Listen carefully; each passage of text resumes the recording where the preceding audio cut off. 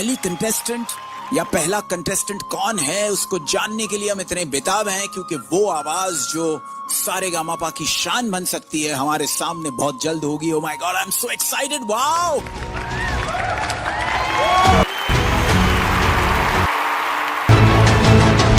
नमस्कार मैम। आओ, क्या एंट्री मारी बेटा, नाम क्या है? सर मेरा नाम आलोक कुमार है, बिहार के एक छोटे से जिला बेतिया से हूँ। आज क्या गाने वाले हो आप हमारे लिए?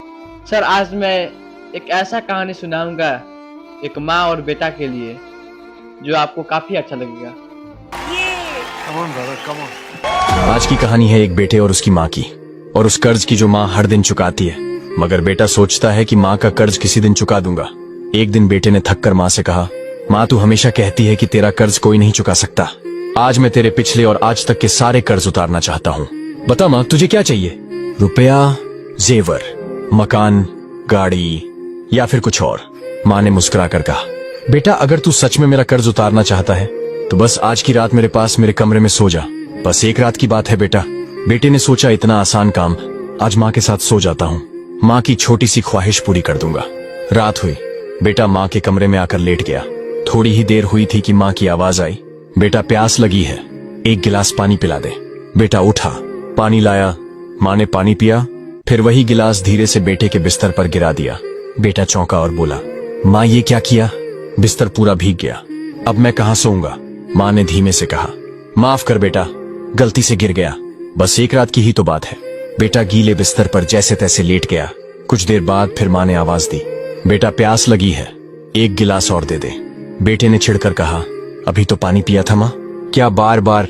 माँ ने थके हुए स्वर में कहा, गर्मी बहुत है बेटा, सिर्फ एक गिलास और दे दे। बेटा फिर से गया, पानी लाया।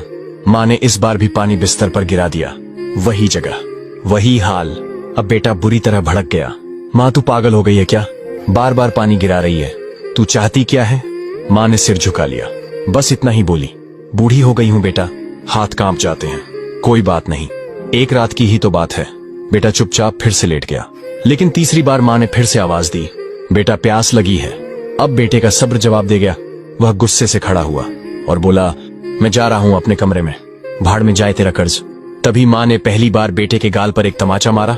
बेटा हैरान रह गया। माँ ने रोते हुए कहा, एक रात में 2 बार तेरा बिस्तर गीला हो गया तो तू मुझसे भाग रहा है। जब तू छोटा था तू हर रात बिस्तर गीला करता था, कभी पेशाब करता था, कभी उल्टी करता था, कभी दस्त। मैं खुद गीले में लेटती थी, तुझे सूखे हिस्से में सुलाती थी, तेरे बुखार में पूरी रात गोदी में उठाकर आंगन में चलती रहती थी ताकि तू चैन से सो सके। तेरे बिस्तर को झूला बना देती थी, और अब तू कहता है कि मेरा कर्ज उतार देगा। बेटा एक जन्म क्या, 7 जन्म में भी माँ का कर्ज नहीं उतार सकता कोई। इतना सुनते ही बेटे की आंखों से आंसू बहने लगे। उसे समझ में आ गया कि माँ कोई बोझ नहीं होती, माँ तो भगवान का रूप होती है। अगर ये कहानी आपके दिल तक पहुंची हो, अगर आपकी आंखें भीगी हैं, तो एक बार माँ को गले लगाकर उसकी ममता का शुक्रिया जरूर कीजिए।